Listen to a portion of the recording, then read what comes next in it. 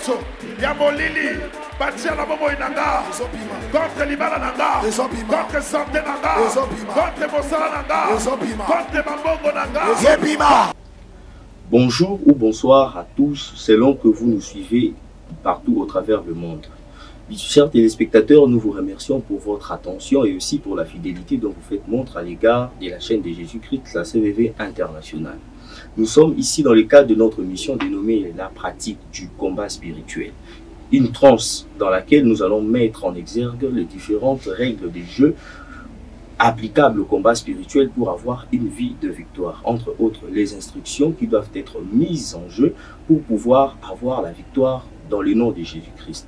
Pour ce faire, nous recevrons ici sur ce plateau les disciples de Jésus-Christ, Papa Paul Otepa. Nous rappelons qu'il est formateur, chef de promo de la promotion Jérémie, missionnaire itinérant et dans le monde professionnel ou dans la vie courante, il est ingénieur météorologiste. Papa Otepa, shalom. Shalom. Bienvenue dans cette tranche d'émission. Nous vous recevrons au nom de Jésus-Christ.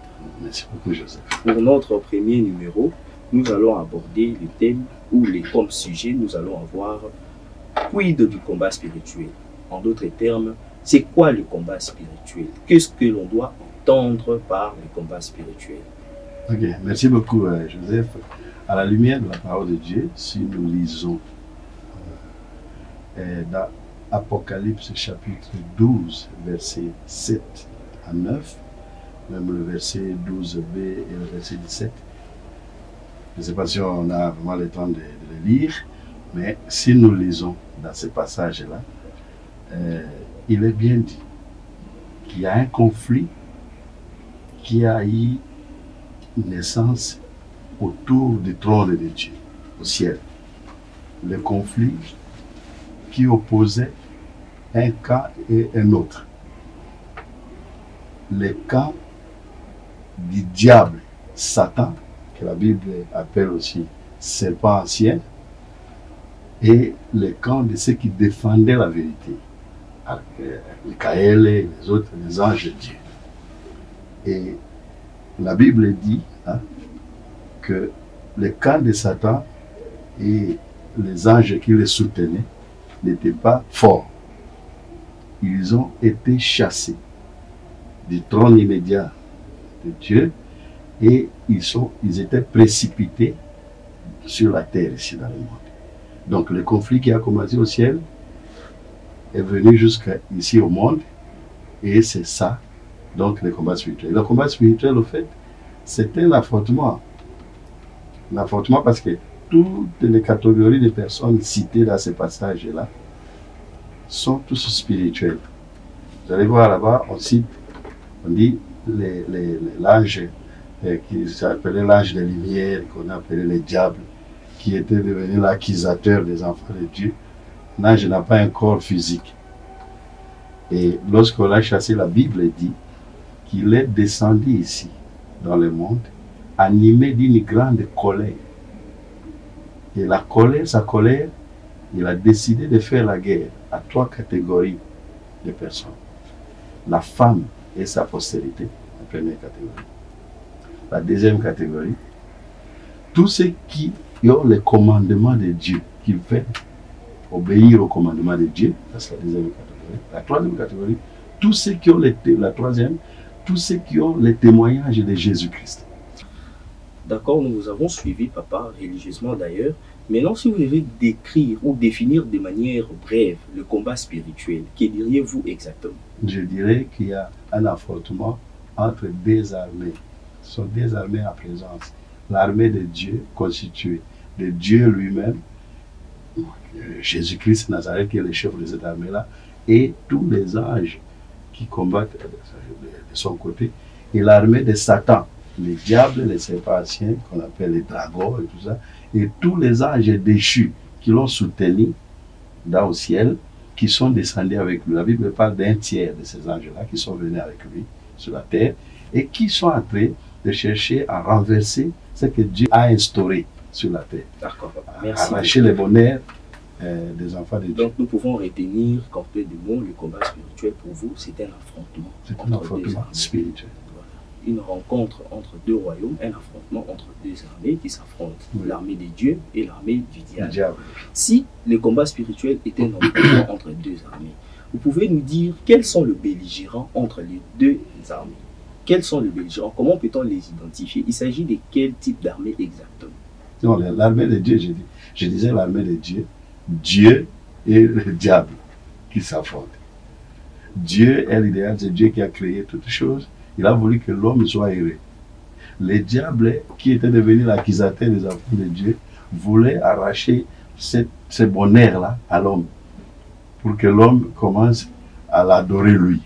Parce que le conflit, la source des conflits au ciel, c'est ça justement.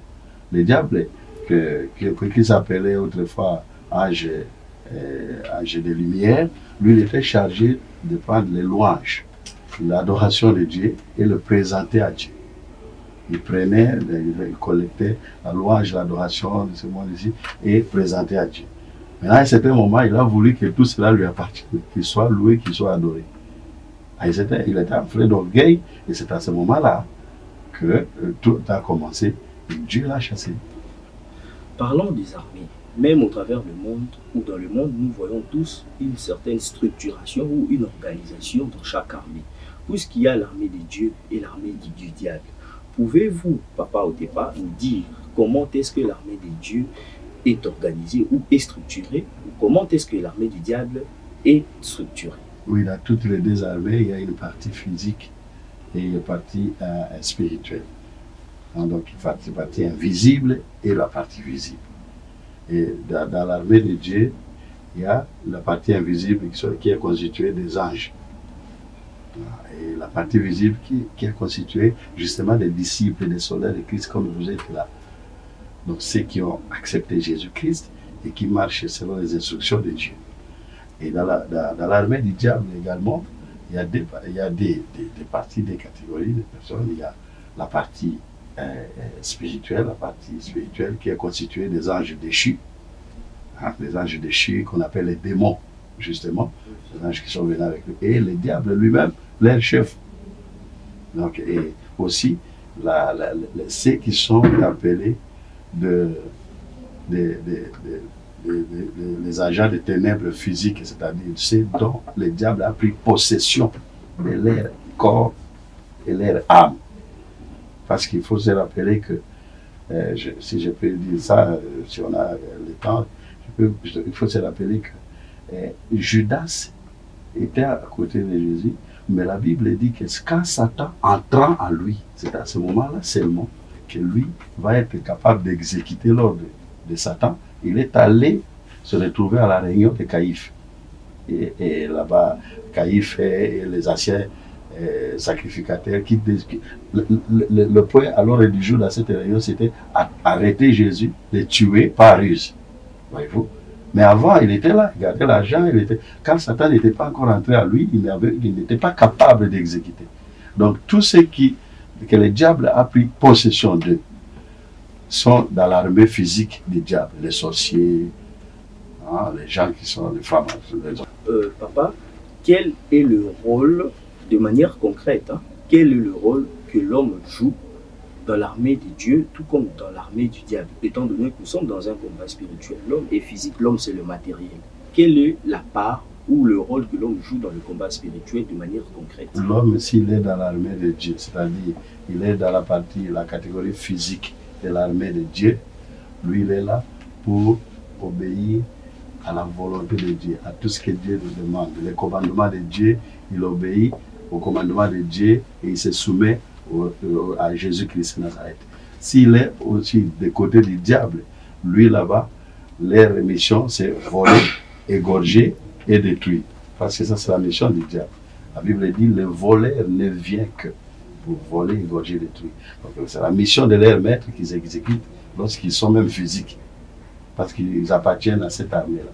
Nous maintenant, lorsque nous appartenons à l'armée de Dieu, nous, c'est d'obéir au commandement de Dieu et de pousser les gens à adorer Dieu, à louer Dieu et à obéir à Dieu. D'accord, justement, papa, parlons de l'organisation de l'armée. Nous savons tous que dans une armée, il y a une organisation, il y a des tenues qui nous permettent justement d'identifier les soldats appartenant à un groupe armé. Quelle est la tenue qui identifie une personne appartenant à l'armée de Dieu, par exemple? Ou par ricochet, quelle est la tenue qui peut nous permettre d'identifier une personne qui appartient à l'armée du diable? Oui, la tenue, naturellement, au combat spirituel, c'est la sanctification. Vous voyez? Donc, pour qu'on t'identifie comme appartenant à l'armée de Dieu, parce que tu es physique, tu dois être dans la sanctification. Et la sanctification vient de la repentance. Lorsqu'on a une vie de repentance constante, on se sanctifie. Parce que tous ont péché et ils sont privés de la gloire de Dieu. Et la Bible dit, si vous dites que vous n'êtes pas péché, alors vous faites de Dieu menteur. Ça veut dire que tout le monde pêche. Mais ce qui est bon avec le Seigneur dit, dans 1 Jean 1, 9, si vous confessez vos péchés, moi je suis juste et fidèle pour vous pardonner et vous laver de toute iniquité. Donc c'est une voie de sortie pour nous. Et donc chaque fois, lorsque vous vous sanctifiez, le Saint-Esprit vous convainc d'un péché, vous demandez pardon, vous prenez la décision de ne plus y revenir, le Seigneur est avec vous. Nous retenons donc que le combat, la sanctification et la tenue officielle des enfants de Dieu. Donc, sans la sanctification, on ne peut pas combattre et avoir la victoire. Non. Tout simplement parce que le monde invisible ne peut pas se mettre en action par le physique ou le monde visible. À l'instar de l'apôtre Pierre dans les Actes des Apôtres, quand il était emprisonné, les disciples qui étaient libres se sont mis en prière et parce qu'ils avaient l'uniforme de la sanctification, l'ange de l'Éternel est venu pour libérer l'apôtre Pierre qui était en prison. Tout simplement parce qu'ils étaient en synergie. Oui, si la tenue pour l'enfant de Dieu, un enfant de Dieu qui s'est dit appartenir dans l'armée de Dieu et la sanctification, qu'en est-il de la tenue d'une personne ou d'un individu qui appartient à l'armée du diable, papa? Oui, c'est le contraire, la suivre le péché. Et ils sont dans le péché, ils sont dans le suivi. Donc, la tenue là-bas, c'est le péché, la vie de péché. C'est le mal. Le diable est l'incarnation du mal. Et leur tenue, c'est le péché, c'est le mal. Vous savez, dans ce domaine-là, la Bible définit la crainte de l'Éternel de façon très brève. Il dit, la crainte de l'Éternel, c'est la haine du mal, tout court. La haine, c'est quand quelqu'un hait le mal, il craint l'Éternel de l'autre côté, du côté de l'Éternel, même si vous ne le voyez pas à l'église. Mais là, les autres ici, ils incarnent le mal. Quand vous le voyez, il n'est là que dans les 3 missions de leur maître. Voler, égorger, détruire, pécher. Justement. Donc, une personne qui se dit enfant de Dieu, mais qui a une double vie, ne peut donc pas remporter le combat spirituel, tout simplement parce que le monde ou les éléments invisibles ne pouvons pas se mettre en action en sa faveur. Tout à fait. La double vie même n'existe pas dans le Seigneur, parce que la Bible dit, soit vous êtes chaud, soit vous êtes froid, mais pas tiède. Parce que le tiède là, c'est vraiment, de l'autre côté, Dieu vous vomit, mais de l'autre côté ici, le diable vous trouve comme un traître. Papa, nous sommes toujours dans l'organisation des armées. Nous voyons au travers le monde, dans chaque armée, il y a les armes. Et nous pouvons supposer que dans l'armée de Dieu, il y a des armes utilisées en faveur de l'armée de Dieu. Et il y a aussi de ces armes utilisées pour le compte de l'armée du diable. Pouvez-vous nous décrire quelles sont les armes utilisées dans l'armée de Dieu et par ricochet, quelles sont les armes utilisées dans l'armée du diable? Oui. Dans le domaine d'armement, je sais que nous allons développer ça au fur et à mesure. Mais aujourd'hui, je peux vous dire tout simplement que dans chaque armée, il y a des armes. Dans l'armée de Dieu, la Bible dit, les armes avec lesquelles nous combattons sont puissantes par la vertu de Dieu. Et vous allez voir, dans Éphésiens, j'habite 6, je crois, 12, la Bible cite un certain nombre d'armes. Et la première, c'est la vérité. La première arme, c'est la vérité. Donc si quelqu'un est dans la vérité, les autres armes là, ça vient même par soi-même peu à peu.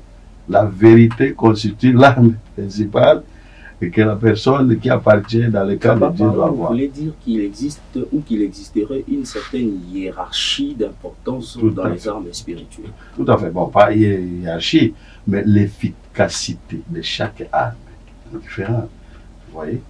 L'efficacité et le rôle. À vous entendre parler, on pourrait comprendre que la vérité est peut-être plus importante que la foi. Pas plus important. La foi est une arme à la fois offensive et défensive. La foi constitue le socle de tous les dons, la base de tous les dons que Dieu a donnés à l'homme. Sans la foi, on peut pas être, il est impossible d'être agréable à Dieu. Aucune démarche qu'un enfant de Dieu peut faire avec Dieu sans la foi.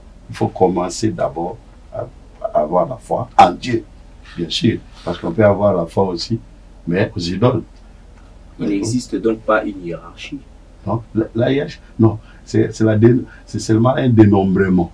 On ne peut pas dire c'est telle arme qui est supérieure à une autre, mais elles sont nombreuses selon que Dieu nous les a conférées. Et toutes ces armes sont efficaces, chacun avec son rôle.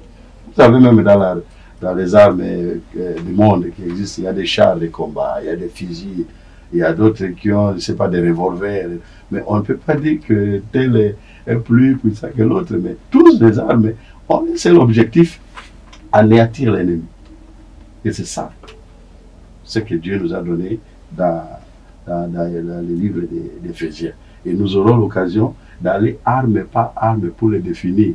Et le Seigneur va se glorifier. Donc chaque arme a son rôle, son efficacité, oui, et son il importance. n'existe pas une hiérarchie où il n'existe pas une arme qui soit beaucoup plus importante que les autres. Non, pas du tout. Toutes les armes sont importantes et chacune a un rôle à jouer. Nous allons passer au deuxième volet de la question qui consistait à savoir quelles sont les armes utilisées par les camps du diable. Donc, le diable a plusieurs armes aussi. Je vais vous citer une arme du diable, l'une des armes du diable, la haine, la stratégie, la ruse, l'hypocrisie. Donc il a plusieurs stratégies, lui connaissant bien Dieu que nous, plus que nous, parce qu'il est un ange des lumières. Il connaît le principe de Dieu. Nous ne connaissons pas Dieu comme le diable. Et le diable sait comment nous faire tomber. La Bible dit quelque part, les enfants du diable sont plus intelligents que les enfants de Dieu. Je ne sais pas où. Ça veut dire qu'ils sont plus malins dans la ruse.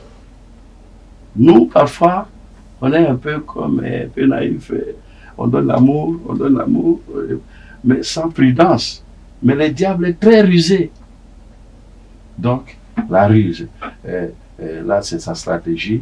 La haine, c'est l'une des armes du diable. La jalousie et tout ça, c'est l'une des armes du diable.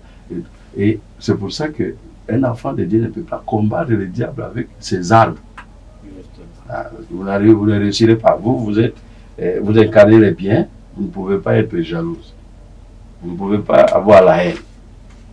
Et très souvent, parce que nous sommes dans la pratique du combat spirituel, on va en parler peut-être dans les émissions qui vont venir, très souvent c'est lorsque nous utilisons les mêmes armes que l'ennemi que nous échouons. Parce que nous ne saurons jamais manipuler ces armes-là plus que lui-même.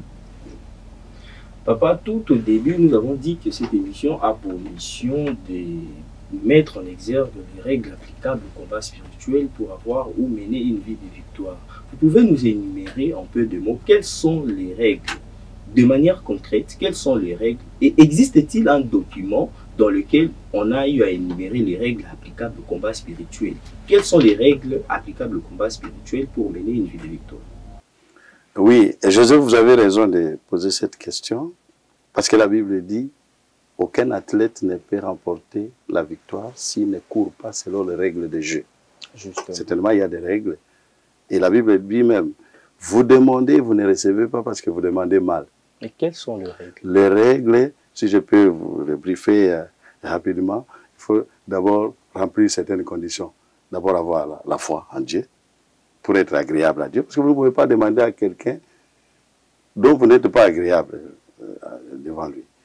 Il faut avoir la foi en lui. Il faut aussi connaître quelle est votre identité spirituelle. Est-ce que vous êtes compétent, vous êtes qualifié, vous êtes éligible à la demande. Il faut connaître aussi, parce que vous connaissez l'histoire de la femme cananéenne, hein. Elle a voulu demander, mais on lui a dit non, vous ne pouvez pas, vous êtes chien. Chose qui met en exergue le verset phare, ou l'un des versets phares utilisés au combat spirituel, en l'occurrence de Jérémie 33:3, qui nous pousse à chaque fois d'invoquer Dieu pour que Dieu puisse nous révéler réellement notre identité et de bien mener le combat spirituel. Tout à fait. Et parmi les règles, je peux vous citer aussi, il faut connaître aussi à quel Dieu vous vous adressez. Parce que les prophètes de Baal croyaient que Baal était Dieu. C'était très sûr, hein?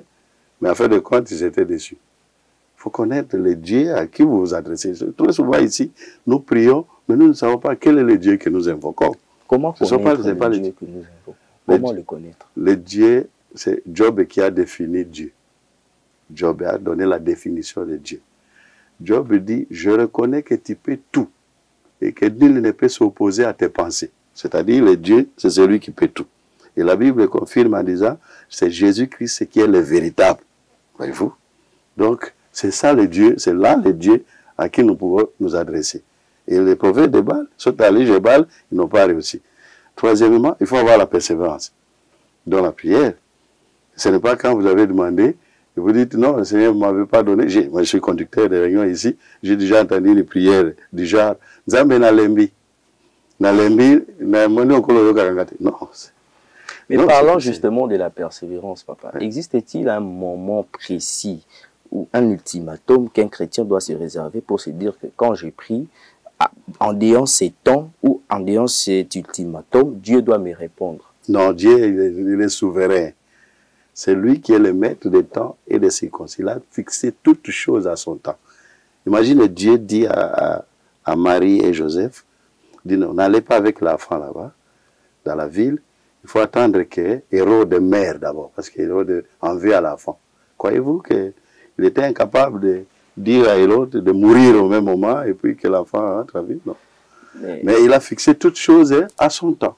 Justement, c'est aussi ce qui explique le fait que nous voyons, nous constatons avec vous ici, souvent au combat spirituel, il y a de ces gens qui viennent, il y a de cela 20 ans, qui n'arrivent toujours pas à avoir clair. Et il y en a d'autres, bien sûr, qui sont venus il y a à peine 2 ans, 1 année, voire même, et qui ont déjà des résultats. Est-ce que cela veut dire que Dieu privilégie certaines catégories de personnes ou des chrétiens combattants par rapport aux autres? Non, Dieu est juste. Lorsque quelqu'un... Ça dépend maintenant de vous. Hein. Vous avez prié, vous avez fait longtemps, vous n'avez pas de résultats. Il faut revenir en vous pour voir. Qu'est-ce qui fait que Dieu ne me répond pas? Parce que Dieu, lui, il est juste.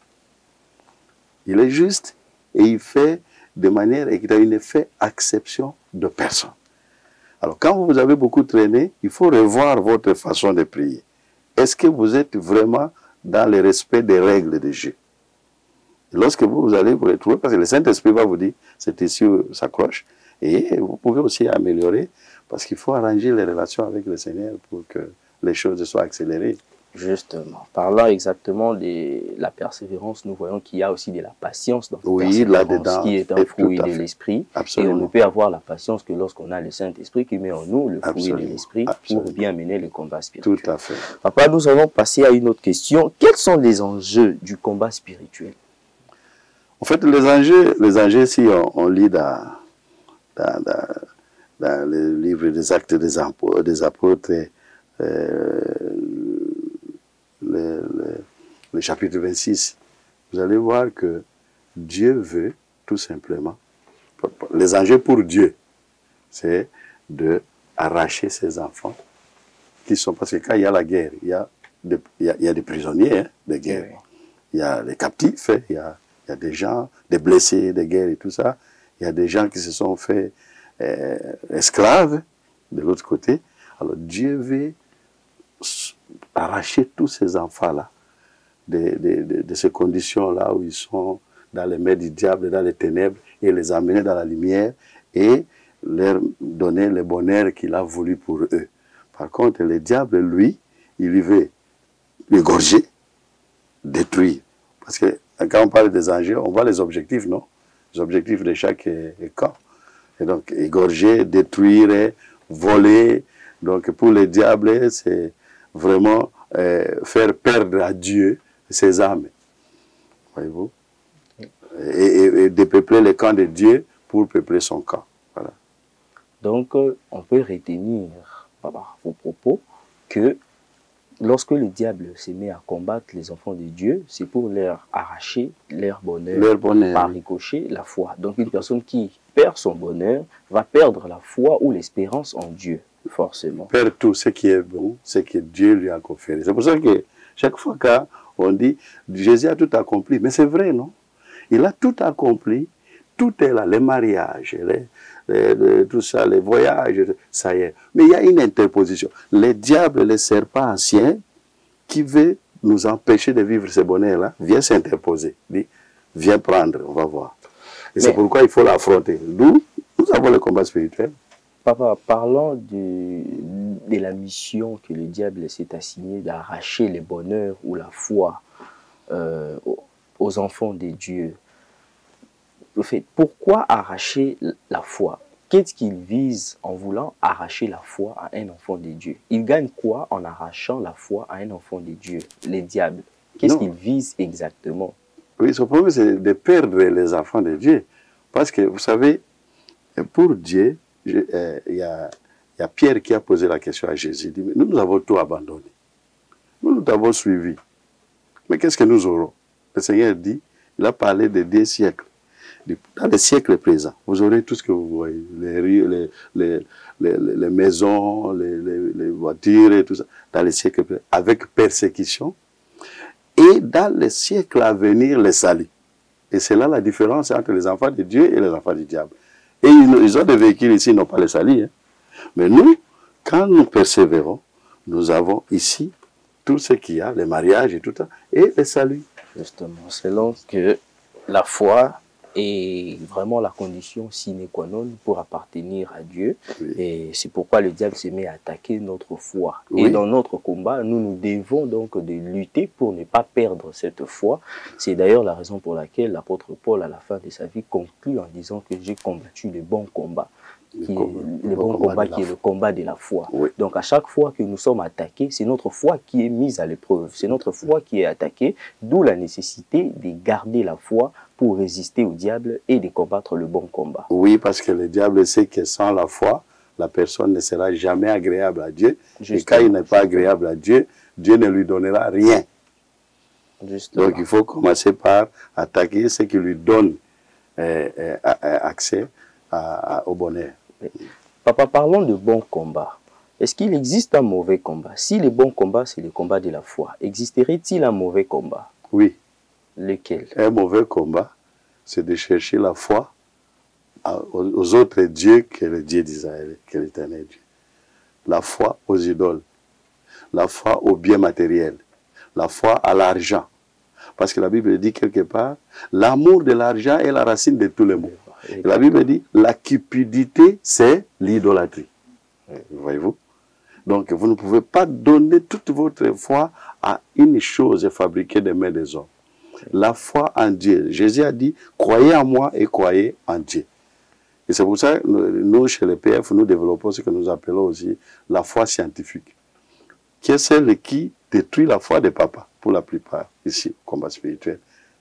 Il suffit de voir la journée des hommes nouveaux, l'effectif, et la journée des femmes de valeur. La même chose dans toutes les réunions ici. Vous trouvez beaucoup de mamans. Mais la foi scientifique avec nous. Parce que dans la science, il faut d'abord prouver pour croire.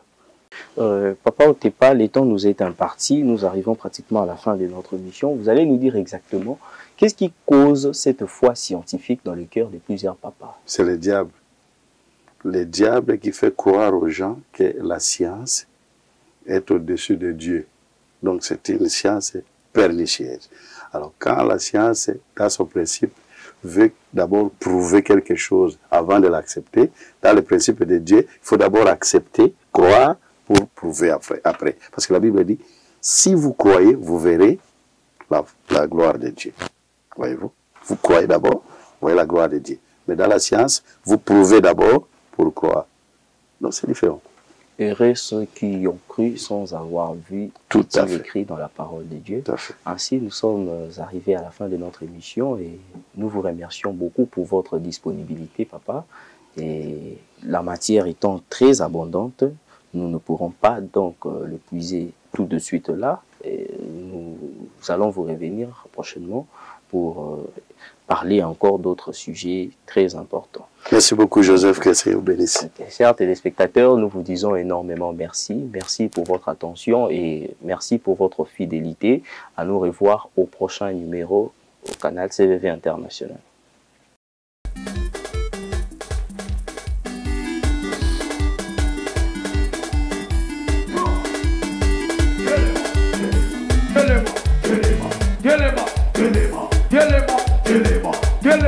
Point de contact nyoso ya molili batia na bomo inanga contre libala nanga contre santé nanga contre mosala nanga contre mambongo nanga